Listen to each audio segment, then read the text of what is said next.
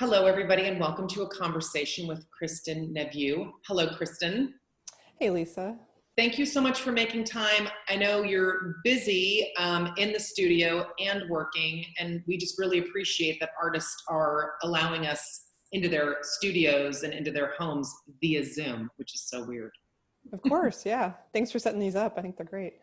Yeah, and we're finding that the seventh annual is the first time that we haven't been able to introduce artists in person. So this has been a really fun second option so that people can learn a little bit more about you. Tell us what you're exhibiting in the show, and is it behind you? It is by chance. It's an 18 by 36 painting. It's fantastic.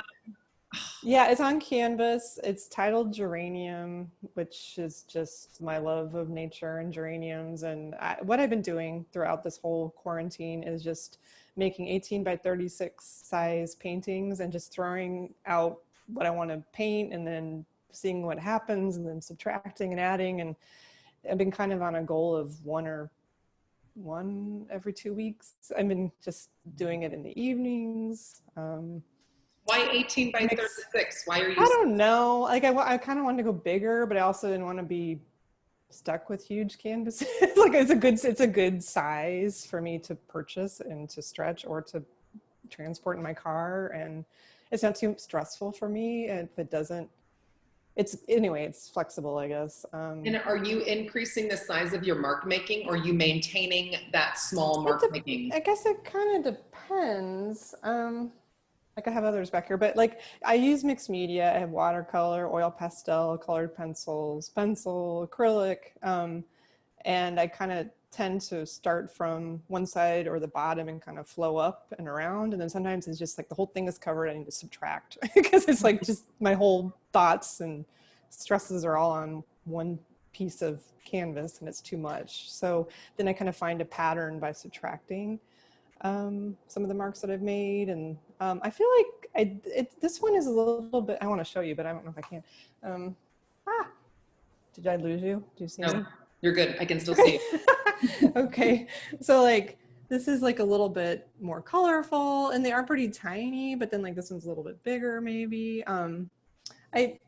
I don't try to do flowers, but I tend to kind of get some patterns that might look like outlines of nature in my work. And I think it's just repetitive mark making and kind of as meditative for me to have that flow in there. So you're busy right now. I'm busy with my stresses on my painting.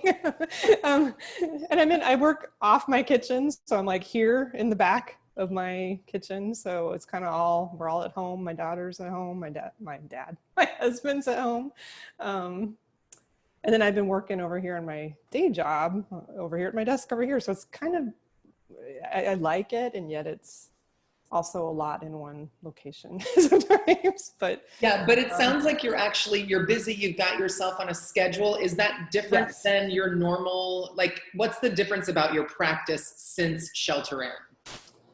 I feel like at first it was a struggle for me because I do work outside of my house usually. And so I kind of had that outlet and then I would come home and be like, no, I'm going to do this. And there was like that in between of, I was structured and that I felt like I needed to do it, but yet now I don't have that in between. So I feel like now it's hard to turn off your, like if you're busy at work, you're like, oh, I'll just keep working until 6:30. You're like, what am I doing? This is usually when I would have been home by now. Like, I need to cut it off a little bit sooner to do my work. But I've also had been furloughed a day from my day job. So I have Fridays. I have Fridays free now. So, which is good because now I can paint and I try not to even worry about what's going on with that. So you like actually have a whole painting day on Friday? Yeah, but it's also hard because I've never really had that, like except for weekends. And so now it's like I have all this time. But it's like I find that I was really structured up before. And so it's been,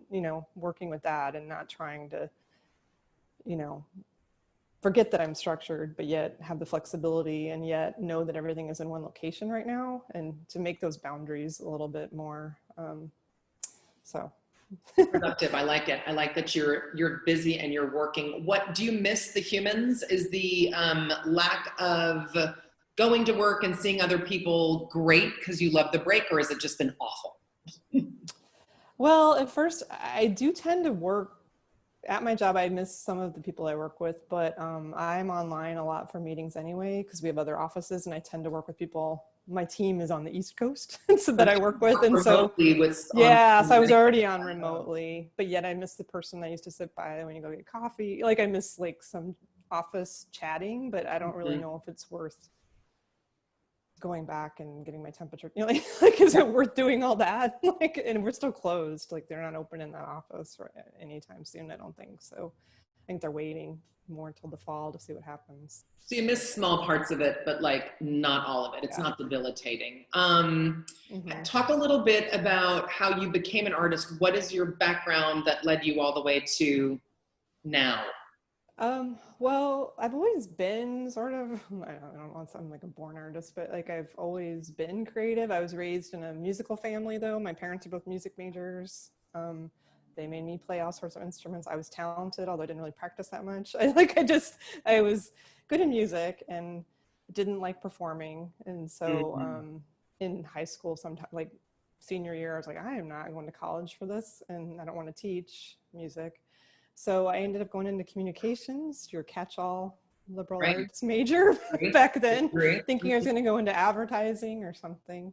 I can't draw, so I just was really frustrated about drawing. And so I ended up getting out of college, going to work at stock photography, a niche that I didn't existed at that point, and worked at Getty Images for years, and then started painting and making collages in the evenings just on my own, like finding wood outside or like salvaged wood or old magazines and cutting them up. And then I did the Bucktown Arts Fest and around the Cody back in the day, and then got into a woman made show and then started, well, let's see where this goes. Thought about going back to school for art, but did not want to spend the money, and talk to people and they're like, no, you should just keep doing what you're doing if you don't want to teach. And so I remember noticing your early work was much more multimedia than your current work is, although I know you use many different mediums. Yeah.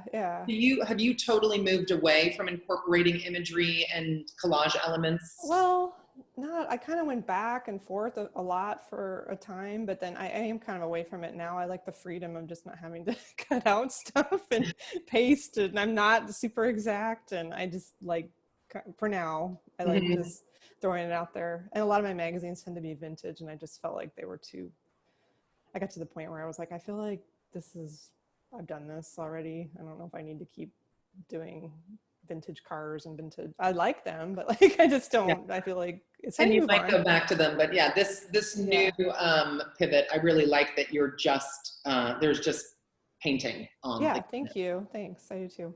It seems more free. And last question, who inspires you? Who is it that you turn to that fills you?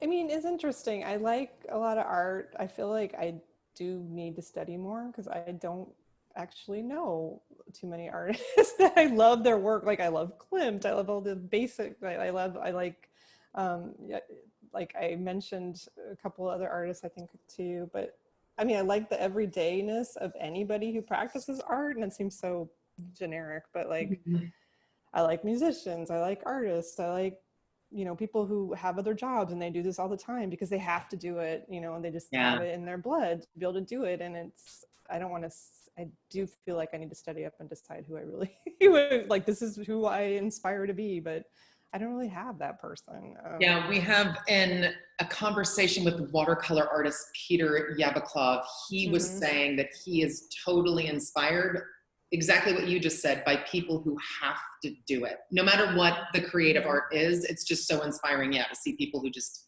attack the work every day. Awesome. Yeah, and it's a therapy and getting things out there, and then just to be so diligent to it and to keep working away at it. And maybe, you know, there's a certain point where you're like, I want superstardom, but I don't really care about that. Like I would do it no matter what. Like it's something I need to do. So awesome. I'm so glad you're doing it. Thank you. Thank you. Don't stop. Thank you for being in the show, and thank you for making time for us today. Yeah, thanks for organizing all this. I really appreciate it. Totally.